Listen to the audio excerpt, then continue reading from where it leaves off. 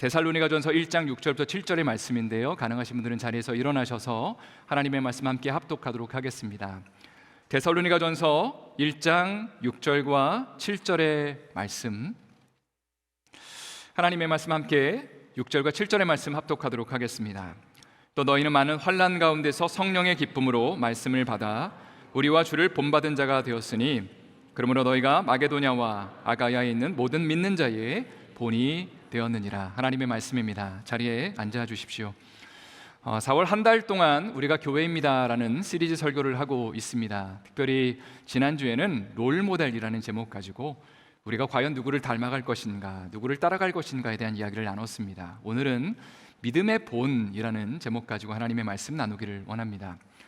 제가 한국에서 고등학교를 다니다가 대학에 갔을 때에 신입생 오리엔테이션이라는 것을 참여하게 됐습니다. 사실 한국에서 고등학생이다가 대학생이 되면 참 많은 변화들이 있습니다. 매일 똑같은 교복만 입다가 이제는 좀 자유롭게 옷을 입을 수 있게 되고요. 또 대학에 가니까 참 예쁘게 보이는 여학생들이 많다는 것을 새삼 또 발견하게 됩니다. 또 1년이나 2년 정도 선배님들이 참 크게 보입니다. 위대하게 보이고 그들이 하는 행동이나 또 그들이 하는 말들에 귀를 기울이게 되더라고요. 당시에 저는 신입생 오리엔테이션에 참여했다가 사정이 있어서 하루를 먼저 좀 오는 상황이었습니다. 버스를 타고 오는데 신입생들을 환영하기 위해서 왔던 선배님 중에 한 명도 본인도 사정이 있어서 하루 먼저 가야 된다고 하면서 저와 버스를 같이 타게 됐는데, 이야기를 나누는 가운데 이분이 저에게 이렇게 말씀을 하셨습니다. 재영아, 내가 오늘 아침에 큐티를 했는데 너랑 나누고 싶어 하면서 본인이 은혜 받은 거를 나눠주셨습니다. 당시에 저도 큐티라는 것을 하고 있었는데 이분이 나누는 것이 굉장히 신선한 충격으로 다가왔습니다. 왜냐하면 일단은 본인이 은혜 받은 거를 다른 사람과 나눈다는 것이 굉장히 감동적이었고요. 그리고 말씀 앞에서 자신의 삶을 구체적으로 살피고 또 말씀 앞에 자신의 삶을 하나님 앞에 온전히 돌아보면서 순종함으로 나가는 그 모습, 그 적용하는 것을 보면서 야, 나도 이 사람처럼 되고 싶다. 야, 이거 어떻게 하는 거지? 라는 그런 기대감이 생겼습니다. 저희 선배님의 안내를 따라서 제자훈련 동아리에 제가 열심히 참여하게 됐던 계기가 됩니다. 설교를 시작하면서 이런 질문을 드리고 싶어요. 우리의 삶의 문제와 아픔들, 또 어려움들이 발생할 때 여러분들은 누구의 이야기를 들으십니까? 또 그때에 누구를 따라가기를 원하십니까? 또 여러분의 삶 가운데 롤모델은 누구신가요? 아마 비즈니스를 하시는 분들이라면 이미 이전에 사업을 크게 일으키셨던 분의 그 본을 따라가길 원할 겁니다. 또 자녀를 양육하시는 분들이라면 이제 자녀들을 잘 성공적으로 키운 부모님들의 그 케이스를 보면서 닮아가기를 원할 겁니다. 그런데 우리 크리스찬들이 반드시 따라야 되는 롤모델이 한 분 계신데 누구냐면 바로 예수 그리스도이시죠. 여러분 아멘이시죠?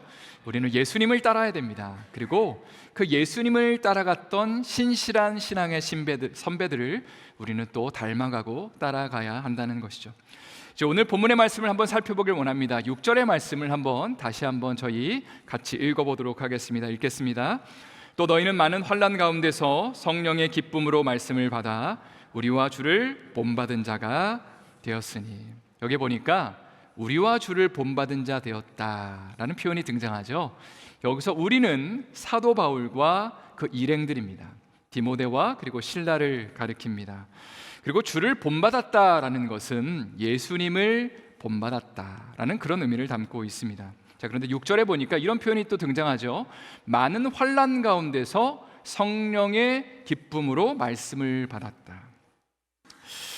그러니까 당시에 데살로니가 교회 성도들이 예수 그리스도의 복음을 바울을 통해서 받을 때에는 많은 환난과 어려움이 있었는데 그럼에도 불구하고 그 복음의 말씀을 너희는 받아들였다라는 그런 의미를 담고 있습니다. 한번 생각을 해본다면 우리의 삶에 어려움이 찾아오면 이미 가지고 있는 신앙도 흔들리는 것이 우리의 현실적인 모습이라고 할 수 있습니다. 예를 들어 예수님 처음 믿는 형제 자매들이 어려움을 당하고 갑자기 교통사고가 나고 또 가족들이 아프기 시작하면 아니 하나님 믿으면 더 좋아야 되는데 왜 이런 일이 발생하지라고 질문을 할 수밖에 없습니다. 그리고 하나님 정말 살아계신 거 맞나? 또 하나님 정말 살아계시다면 나를 사랑하시는 거 맞나? 라는 질문을 던지는 것이 우리의 삶에 발생하는 아픔과 어려움의 문제라는 것이죠. 자, 그런데 데살로니가 교회 성도들은 이미 예수님을 믿기 전부터 어떠한 전제가 있었냐면, 예수 믿으면 고난과 핍박이 일어난다.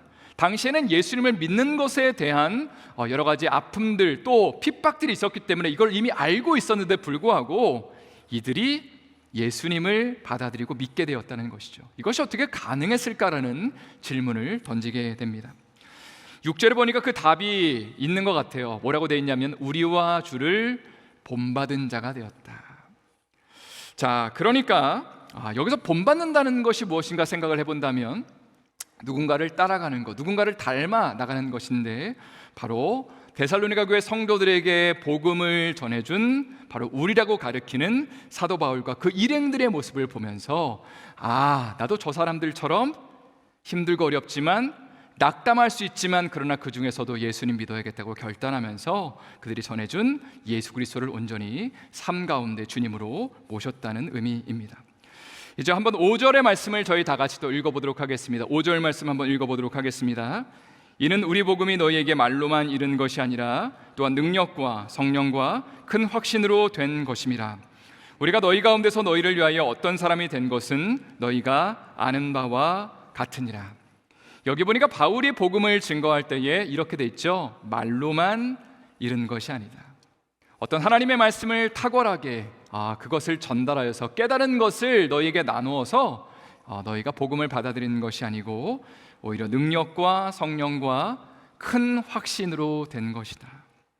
그리고 아주 인상 깊은 한마디를 하게 되는데, 우리가 너희 가운데서 너희를 위하여 어떤 사람이 된 것을 너희가 아는 바와 같다. 그러니까 사도 바울이 그냥 데살로니가라는 지역에 가서 말로만 복음을 증거한 것이 아니라 그들의 삶으로, 그들의 어떤 표정이나 그들의 어떤 그 행위나 행동이나 섬김의 모습들을 보면서 데살로니가 교회 성도들이 그걸 보면서 감동하고, 우리도 그러면 예수님 믿겠다고, 예수님을 믿으면 고난과 아픔이 다가온다 하더라도 나도 예수님 믿겠다고, 그렇게 사도 바울과 그 일행들의 모습을 보고 감동받으면서 예수님을 영접했다라는 의미를 담고 있는 겁니다. 여러분, 제가 부끄러운 이야기를 하나 좀 드리고 싶습니다. 한 2주 전에 금요일이었는데요, 단기 선교팀 전체 훈련이 있는 날이었습니다. 원래 시간이 저녁 금요일 7시였는데 제가 그날 점심까지만 해도 7시라고 생각을 했었는데 왜 그런지 모르겠어요. 제가 시간이 지나면서 8시라고 착각을 했습니다. 저녁 6시 40분쯤 됐을 때, 그러니까 훈련이 20분 정도 남았을 때에 제가 교회를 나왔습니다. 그 차를 몰고 어디를 갔냐면 여기 교회 근처에 있는 피트니스 센터를 갔습니다. 저 시간이 남는 대로 좀 운동하고 가서 이제 8시부터 훈련을 해야겠다고 생각을 했는데 러닝머신을 뜨고 난 다음에 열심히 운동을 하고 있는데 전화가 계속 울리는 거예요. 그래서 어디서 전화가 오지 생각을 했는데 받아보니까 단기 선교 부장님이셨습니다. 여보세요 하니까 뭐라고 첫 마디가 했었겠어요? 목사님 어디십니까? 지금 다 기다리고 있습니다. 어디세요? 그래서 제가 너무 당황해서 제가 시간을 착각했네요 하고 정말 총알같이 차를 타고 전화를 받은 지 5분 만에 저희가 친교실에 가서 제가 또 단기 선교 훈련을 인도하였습니다. 제가 사과와 사죄의 말을 드렸습니다. 여러분, 제가 죽을 죄를 저질렀습니다 하면서 죄송합니다, 착각을 했습니다 하면서 그날 훈련을 좀 인도하게 됐는데 이런 내용이 있었습니다. 어떤 거냐면 우리가 선교를 갈 때에 최선을 다해서 준비를 해야 되지만 혹시라도 우리의 삶 가운데 준비한 것들을 제대로 못할 때도 있다, 선교제 가면. 왜냐하면 변수들이 있기 때문에. 그러니까 최선을 다해서 준비하고 또 준비물도 챙기고 프로그램도 준비하지만 날씨의 변수라든지 교통의 변수라든지 사람들의 변수가 일어나기 때문에 준비한 것만 너무 의지하지 마시고 오히려 그때에 하나님을 의지하시라고, 그것이 더 중요하다고 제가 말씀을 나눴습니다. 여러분, MBTI 테스트를 해보셨는지 모르겠습니다. MBTI 테스트에서 J 유형과 P 유형이 있죠. 슬라이드 한번 넘겨주시면 좋겠습니다. J 유형은 모든 것들을 꼼꼼하게 계획하고 그 계획대로 일을 추진하는 유형이고요. P 유형은 좀 유두리가 많고 융통성이 많습니다. 또 상황이 좀 변해도 괜찮은 편이죠. 여러분, 저는 J 유형일까요? P 유형일까요? 할렐루야. 어떻게 하셨습니까? J 유형입니다. 아주 심한 J 유형입니다. 그래서 모든 것들을 참 꼼꼼하게 계획하고 또 그대로 추진을 하는데 이게 좀 약점이 있어요. 계획대로 안 되면 멘붕에 빠지게 됩니다. 그것이 저의 약점이라고 할 수 있습니다. 제가 조금 전에 단기 선교 훈련하는 날 시간을 착각했다고 말씀을 드렸죠. 그러니까 제가 원래는 꼼꼼하게 모든 것들을 기록하고 그대로 추진하는 유형의 사람인데, 그래서 만약에 옛날 같은 경우에 이런 일이 있었다면 굉장히 저를 자책했을 겁니다. 내가 정말 어떻게 그럴 수가 있나? 이건 정말 내가 너무 후회되고 정말 많은 성도들에게 너무 민폐를 끼쳤다라는 생각을 할 수 있었는데, 지금은 좀 하나님께서 여유로운 마음을 많이 부어주셔서 그날에 이런 마음을 주시더라고요. 재영아, 목회를 하면서 너 힘과 너 능력 의지하지 말고, 계획을 의지하지 말고 때로는 나를 의지하면 좋겠다, 나를 바라보면 좋겠다라고 주님이 그렇게 음성을 들려주시는 것에 제가 큰 위로와 격려를 받았습니다. 제가 이런 말씀을 드리는 이유는 무엇이냐면, 지금 사도 바울이 전도 여행을 2차 전도 여행을 하는 가운데 있습니다. 그리고 여러 곳을 거쳐서 데살로니가에 가서 지금 복음을 증거하는데, 그의 계획과 그의 의도대로 된 것이 하나도 없었던 상황이었습니다. 한번 지도를 보시면 지금 사도 바울 일행들이 이 아시아 지역, 그러니까 지금 오늘날의 터키 지역을 여러 군데를 헤매면서 복음을 증거하기를 원하는데, 예수의 영이 이들을 막았다라는 표현이 계속해서 등장합니다.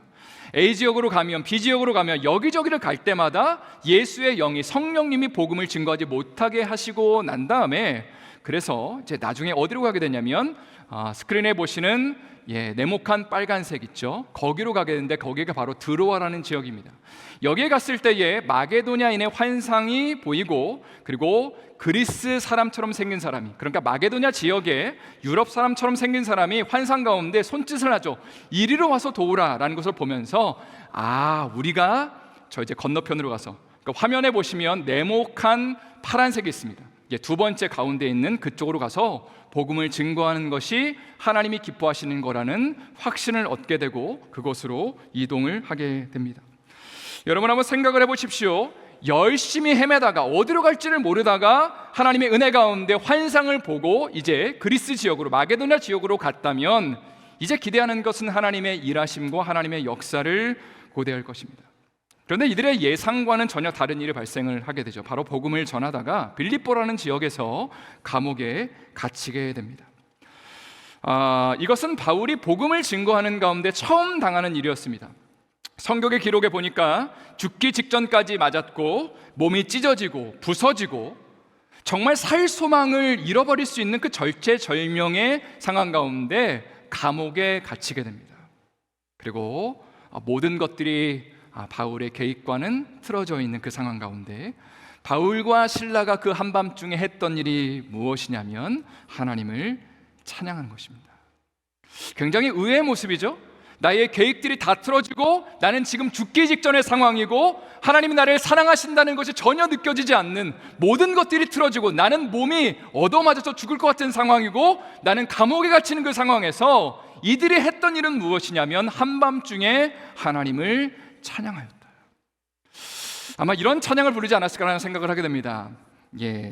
내 영혼의 그 깊은 데서 맑은 가락이 울려나네.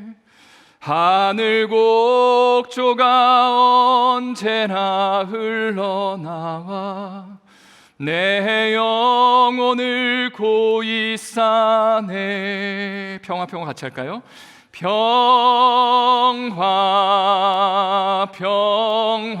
평화로다. 하늘 위에서 내려오네.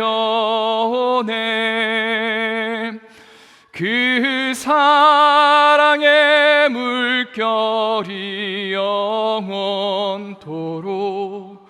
내 영혼을 덮으소서. 참 답답하고 어렵고 어지럽고 몸이 깨어지는 순간이지만 하도월과 실라는 하나님의 평강을 노래하고 그리고 주님의 그 살아계심을 노래하는 가운데 어떤 일이 있었냐면, 사도행전의 기록에 의하면 그때에 성령이 임하시고 그곳이 진동하였다. 지진이 발생하게 되면서 옥문이 열리고 그리고 그 감옥의 간수가 예수님을 믿게 되는 기적을 체험하게 됩니다.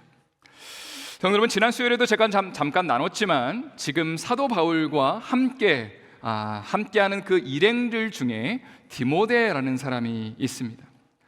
디모데는 얼마 전에 사도 바울 일행과 합류하여서 마게도냐 지역을 가기 직전에 아시아 지역에서 같이 복음을 증거하기 위해서 애쓰다가 헤맸던 사람입니다. 여기를 가도 예수의 영이 막고 저기를 가도 예수의 영이 막는 상황 가운데 이제 드로아에서 마게도냐인의 환상을 보고 난 다음에 드디어 하나님의 역사가 일어나는구나 라는 걸 함께 체험했던 사람이 바로 디모데입니다. 그리고 나서 빌립보로 가서 복음을 증거하는데 감옥에 갇히는 모습을 보면서 무슨 생각을 했을까요?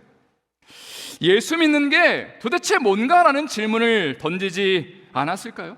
기가 막힌 일을 당하는데 하나님이 분명히 확신 가운데 환상을 주셔서 거기에 갔는데 사람들이 감옥에 갇히는 모습을 보면서 아니 도대체 뭐지?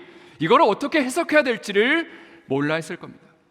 그런데 그게 끝이 아니라는 거죠. 바울과 실라가 감옥에서 그 자리에서 하나님을 찬양했더라. 하나님의 일하심을 고백하고 하나님의 영광을 노래하니까 거기서 옥문이 열리고 하나님의 기적이 일어나게 된 것을 그는 목도하고 보게 되는 것입니다. 성도 여러분, 예수 믿는 게 무엇을 의미할까요? 우리의 삶 가운데 물론 예수님 믿는 것 때문에 기적이 일어나고 하나님이 우리의 삶을 역사하시고 하나님이 우리를 축복하신다는 것을 우리는 목도하고 함께 경험하기를 원합니다. 그러나 더 근본적인 예수 믿는 것에 의미가 있습니다. 그것은 뭐냐면 우리의 삶에 이해되지 않는 여러 가지 상황과 아픔들이 펼쳐진다 하더라도 우리는 하나님을 찬양하게 되는 사람들이고 주님을 높여야 되는 사람들이라는 사실입니다. 여러분, 그 예가 무엇인가 생각해보면 바로 하나님의 아들이신 예수 그리스도께서 이 땅 가운데 오셔서 우리의 연약함과 죄의 문제를 해결하셨기 때문입니다. 지옥에 갈 운명인 우리를 주님이 십자가의 보혈로 건져주시고 부활하심으로 말미암아 천국 소망을 품게 만드셨습니다. 그러니까 힘들고 어려운 가운데 감옥에 갇혀도 최소한 어떤 고백이 있냐면 나는 죽어도 오늘 천국 갑니다. 나는 이 땅의 삶이 전부이라고 고백하는 사람이 아닙니다. 나는 저 본향을 고백하는 사람입니다. 우리의 주인 되신 왕 되신 예수님을 나는 따르는 사람입니다 라는 그 근본적인 고백이 우리의 삶 가운데 있는 것이고 그 고백 때문에 감옥에서도 찬양할 수 있는 것이고 기가 막힌 일을 당할 때도 주님을 바라볼 수 있는 것이고 이해되지 않는 환난과 어려움 속에서도 예수님을 온전히 높일 수 있는 것이죠. 그 가운데 우리 삶에 놀라운 기적의 역사가 펼쳐지는 것입니다. 이런 은혜와 축복이 우리 삶 가운데 넘쳐나시기를 예수님의 이름으로 축원드립니다.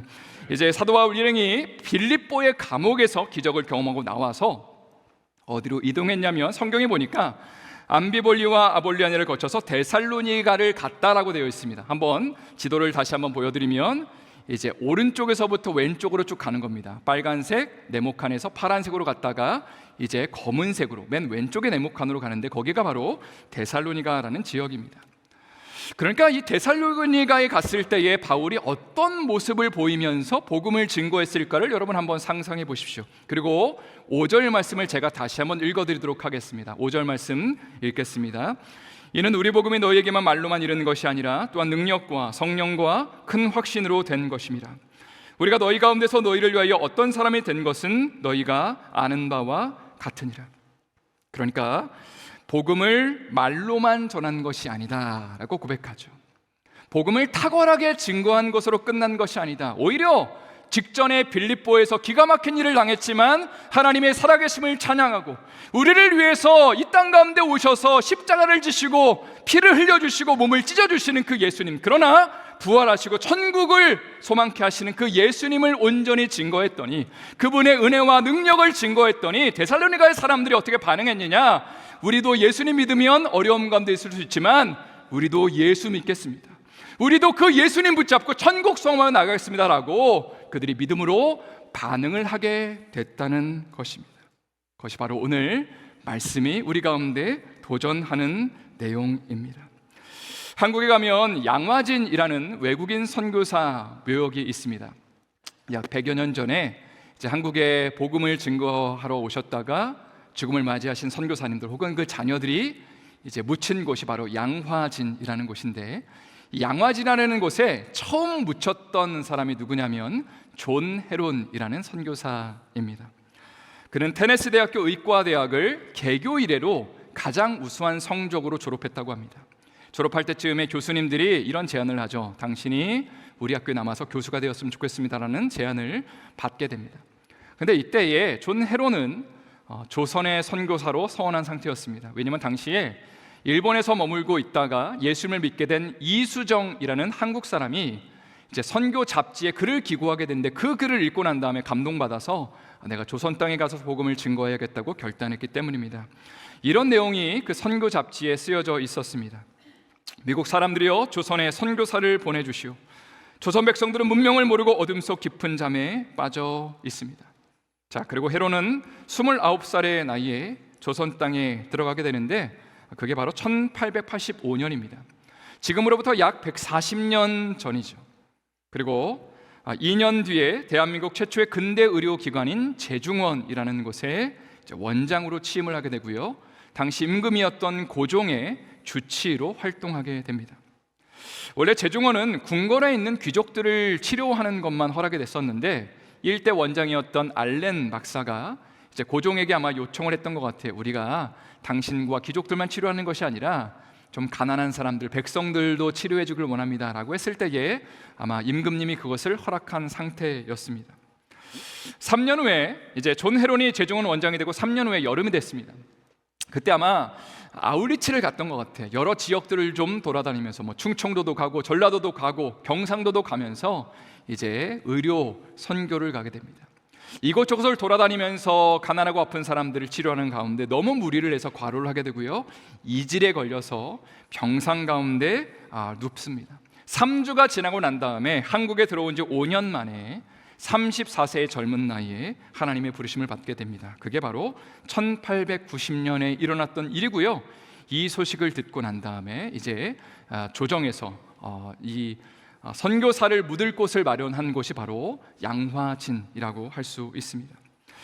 여러분, 저는 여기서 다음과 같은 질문을 던지고 싶습니다. 한국교회 초창기에 선교사님들이 보여줬던 믿음의 본이 무엇이라고 생각하십니까? 당시에는 직접적으로 복음을 전하는 것이 불가능했습니다. 그러니까 선교사님들이 예수님 믿으십시오라는 말을 할 수가 없었대요. 그러니까 삶으로 예수 믿는 게 뭔지를 그들에게 직접 보여줄 수밖에는 없었습니다. 조금 전에 나눈 것처럼 존 헤론은 임금을 치료하는 최고의 의사였죠. 그러나 가난한 사람들에게 가서, 당시에 사람 취급받지 못하는 쌍놈들이라 불리우는 사람들에게 가서, 또 짐승과 같이 여겨졌던 백정들에게 가서 그들을 진심으로 돌봐주며 섬겨주며 그들을 치료해 주었습니다. 그리고 너무나 과로를 해서 풍토병에 걸려서 죽음을 맞이하게 되는 것이죠. 이런 모습을 보면서 조선의 사람들은 무슨 생각을 했을까요? 아니, 도대체 이 선교사라는 사람들이 도대체 뭔데 이 땅 가운데 와서 우리를 위해서 짐승같도 못하는 이 나라 사람들도 우리를 인정하지 않는데 왜 이 사람들이 우리를 이렇게 치료해 주나, 우리를 고쳐주나 라고 질문을 던졌을 겁니다. 그리고 아마 그런 질문을 던지는 가운데 선교사들이 이렇게 얘기했을 거죠. 우리가 믿고 따르는 예수님 때문에, 우리가 주님으로 모시는 예수님이 2000년 전에 우리 가운데 오셔서 하늘 보좌를 버리고 이 땅 가운데 오셔서 가난한 사람들, 연약한 사람들, 정말 노예 같은 사람들, 여성들, 당시에 인정받지 못하는 사람들 앞에 무릎을 꿇으시고 그들의 아픔을 안아주시고 상처를 끌어안아주시고 주님이 자신의 생명을 바치셨거든요. 우리를 위해서 하나님의 아들이 자신의 몸을 찢으셨거든요. 자신의 자존심을 온전히 내려놓으시고 우리를 섬겨주셨거든요. 그 사랑받아서 우리도 당신들을 이렇게 섬기는 겁니다, 당신들을 이렇게 사랑하는 겁니다 라고 아마 그들이 외쳤을 것이고, 이러한 놀라운 비전과 메시지 가운데 당시에 조선 사람들이, 많은 사람들이 예수 그리스도의 복음을 받아들이게 되는 것입니다. 마지막으로 오늘 본문의 7절 말씀을 한번 다 같이 읽어보도록 하겠습니다. 7절 말씀 읽겠습니다. 그러므로 너희가 마게도냐와 아가야에 있는 모든 믿는 자의 본이 되었느니라. 여기 보니까 데살로니가에서 예수님을 믿은 성도들은 이제 주변 지역 사람들에게 믿음의 본이 되었다라고 그렇게 사도 바울이 서신에 쓰고 있습니다. 다시 말해서 성도들은 사도 바울이 보여준 믿음의 본을 보고 난 다음에 나도 예수 믿어야겠다라고 결단한 거죠. 그게 데살로니가 교회의 시작입니다. 그런데 이 교회의 성도들이 이제는 보여주는 믿음의 본들이 주변에 있는 사람들에게, 주변에 있는 성도들에게, 야, 예수 믿으면 저렇게 하는 거구나, 그런 믿음의 도전이 되었다라고 사도 바울은 지금 그 성도들에게 이야기를 하고 있는 것입니다. 자, 그런데 여러분, 그 본이 어떤 모습일지를 우리가 다시 한번 질문할 필요가 있습니다. 데살로니가 교회 성도들이 예수 믿는 거가 뭔지를 보여줬는데 그게 어떤 거였죠? 예수 믿으면 성공합니다. 예수 믿으면 부자 됩니다. 예수 믿으면 높아집니다. 문제가 해결됩니다. 라는 그런 본이 아니었습니다. 오히려 성경을 읽어보면 이런 얘기들이 나옵니다. 이들은 극심한 가난 속에서도, 아픔과 어려움들, 환난 속에서도 주 예수를 붙잡는 믿음을 보여줬습니다. 이들은 함께 모일 때마다 서로를 사랑했습니다. 연약한 자들을 격려했습니다. 아프고 병든 사람들, 사회에서 인정받지 못하는 사람들을 안아주고 이들의 발을 씻어주고 이들을 진심으로 사랑했습니다. 그리고 환난과 박해 속에서도 천국을 소망했습니다. 이 땅의 삶이 전부가 아니라 우리는 돌아갈 본향이 있다는 것을 기억하고 천국을 소망하며 주님을 바라봤습니다 라고 성경은 이들의 믿음의 본을 그렇게 묘사하고 있는 것입니다. 제가 조금 전에 이야기했던 이 믿음의 본에는 세 가지의 단어, 중요한 단어가 등장하는데요, 바로 믿음과 사랑과 소망입니다. 사도 바울의 서신에서 참 많이 강조되는 믿음과 사랑과 소망의 그 본을 누가 보여줬냐면 데살로니가 교회의 성도들이 보여줬다는 것이죠. 자, 마지막으로 데살로니가전서 1장 2절부터 7절의 말씀을 제가 한번 읽어드리도록 하겠습니다. 이 말씀을 여러분 한번 잘 들으시면서 예수 믿는 게 뭔가, 예수 잘 믿는 게 뭔가를 한번 마음 가운데 새기시면서 도전받으시면서 이 말씀을 여러분 마지막으로 들으시기를 바랍니다. 제가 읽겠습니다. 우리가 너희 모두로 말미암아 항상 하나님께 감사하며 기도할 때 너희를 기억함은 너희의 믿음의 역사와 사랑의 수고와 우리 주 예수 그리스도에 대한 소망의 인내를 우리 하나님 아버지 앞에 끊임없이 기억함이니 하나님의 사랑하심을 받은 형제들아 너희를 택하심을 아노라. 이는 우리 복음이 너희에게 말로만 이른 것이 아니라 또한 능력과 성령과 큰 확신으로 된 것임이라. 우리가 너희 가운데서 너희를 위하여 어떤 사람이 된 것은 너희가 아는 바와 같으니라. 또 너희는 많은 환난 가운데서 성령의 기쁨으로 말씀을 받아 우리와 주를 본받은 자가 되었으니 그러므로 너희가 마게도냐와 아가야에 있는 모든 믿는 자의 본이 되었느니라. 하나님의 말씀입니다. 이 시간에 우리 말씀을 좀 기억하면서 합심으로 한번 기도하는 시간 갖도록 하겠습니다. 믿음의 본이라는 제목으로 하나님의 말씀을 나눴습니다. 나는 누구를 본받으며 이 땅을 살아갈 것인가? 어렵고 힘든 일을 당할 때에 우리는 누구를 바라볼 것인가? 예수님을 바라보겠습니다. 결단하는 시간이 되기를 원합니다. 믿음의 길을 걸어갔던 사람들을 따라가겠습니다. 가난하고 연약한 중에도 천국을 소망했던 사람들, 우리의 삶 가운데 하나님, 내가 주님 바라보며 따라가겠습니다. 또 누군가에게 믿음의 본을 보이는 삶을 살겠습니다. 낙심하지 않고 감옥에서도 찬양했던 그 바울의 일행처럼 나도 힘들고 어려운 가운데 기가 막힌 일을 당할 때에, 이해하지 못한 일을 당할 때에 주님을 찬양하고 예수님 붙잡고 천국을 소망하겠습니다. 함께 우리 결단하면서 기도하는 시간 합심으로 한번 기도하도록 하겠습니다.